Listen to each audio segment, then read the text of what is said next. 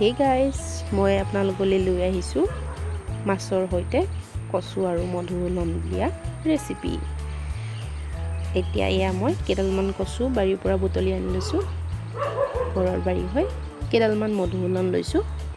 এতিয়া মই ধুনীয়াকৈ কচু কেইডাল সমান জোখত কৰি কাটি লৈছোঁ। আপোনালোকেও এনেদৰে ভালদৰে ধুই পানীখিনি যোৱাৰ পাছত ধুনীয়াকৈ কাটি ল'ব।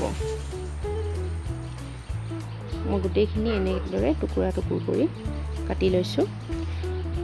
লগত লৈছোঁ মই দুটা বিলাহী, পকা বিলাহী, এটা সৰু চাই পিঁয়াজ, আদা এটুকুৰা, নহৰু, জলকীয়া আৰু দুখিলা তেজপাত। এতিয়া মই তেল দি ইয়াত দিব লগা মাছ কেইপিচ ফ্ৰাই কৰি দিছোঁ। সম্পূৰ্ণকৈ ফ্ৰাই নকৰিব আপোনালোকে। ইয়াত আধা সিজা বা হাফ ফ্ৰাই কৰি এনেদৰে আপোনালোকে ফ্ৰাই কৰি ল'ব। এয়া হৈ গৈছে। মই এতিয়া প্লেটত মাছ কেইপিচ কাঢ়ি দিছোঁ।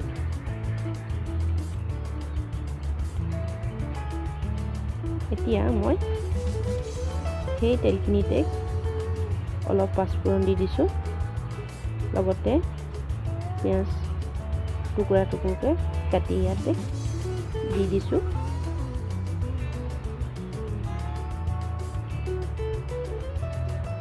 গেছৰ ফ্লেমটো কম কৰি এনেদৰে লৰাই থাকিব। দেখিছে, মই ইয়াতে পিঁয়াজখিনি অকণমান ৰঙচুৱা হোৱালৈকে লাহে লাহে লৰাই ভাজি আছোঁ। আদা নহৰু মই এতিয়া নিদিওঁ।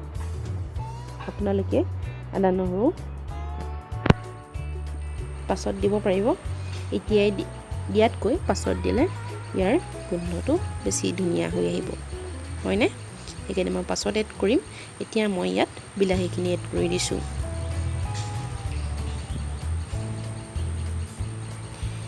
বিলাহী পূৰা লাহে লাহে পানী ওলাবলৈ ধৰিছে। দেখিছে, যিমানে বিলাহী গৰম হৈ আহিছে ইয়াৰ পৰা লাহে লাহে পানী ওলাবলৈ ধৰিছে আৰু বিলাহীবোৰ ধুনীয়াকৈ সিজি আহিছে। এতিয়া মই ইয়াত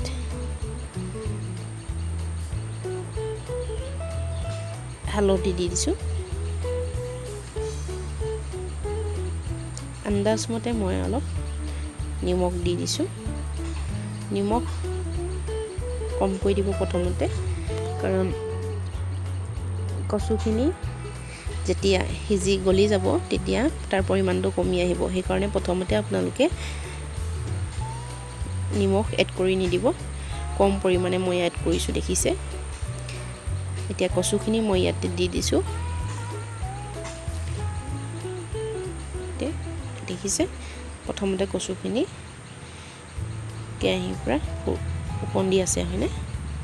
এতিয়া ইয়াক ধুনীয়াকৈ এনেদৰে হেতাৰে মিহলাই দিব সমানকৈ। লাহে লাহে আপোনালোকে লৰাই থাকিব, কাৰণ কচুখিনি গলিবলৈ অকণমান সময় লাগিব। তেতিয়ালৈকে আমি এনেদৰে লাহে লাহে হেতাৰে লৰাই থাকিব লাগিব। দেখিছে, মই লাহে লাহে লৰাই আছোঁ আৰু আপোনালোকে ধৰিব পাৰিছেনে বাৰু? কচুৰ পৰিমাণটো লাহে লাহে কমি আহিবলৈ ধৰিছে। এতিয়া মই এইখিনিতে আপোনালোকে এনেদৰে লুটিওৱাৰ পাছত গেছৰ ফ্লেমটো অকণমান কমাই দি এনেকৈ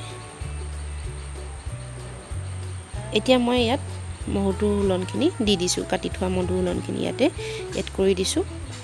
মধুসোলন মই অলপ টেঙা টেঙা ভাৱ এটা আহিবৰ কাৰণে ইয়াত এড কৰি দিছোঁ।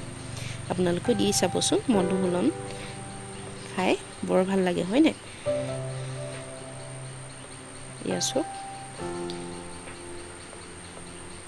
কচু ধুনীয়াকৈ সিজি আহিবলৈ ধৰিছে।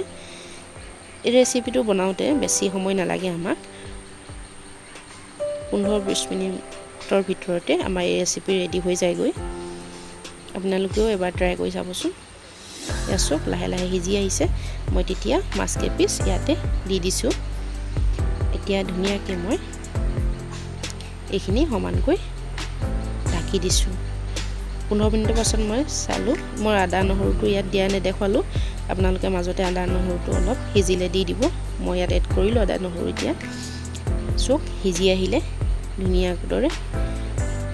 ৱাহ, কালাৰ ধুনীয়া হৈ আহিছে নহয়নে বাৰু? দেখিলেই একদম খাওঁ খাওঁ লাগি গৈছে, হয়নে বাৰু? একেবাৰে সহজ ৰেচিপি, আপোনালোকেও ট্ৰাই কৰি চাবচোন এনেদৰে বনাবলৈ। সহজ পদ্ধতিত হৈ যাব। কচু আমি খাই কেতিয়াবা বেয়া পালে এনেকৈ মাছ দি ৰেচিপি বনাই চাব। ৰেচিপি যদি চাই ভাল পালে তেতিয়াহ'লে লাইক, কমেণ্ট, শ্বেয়াৰ কৰিব।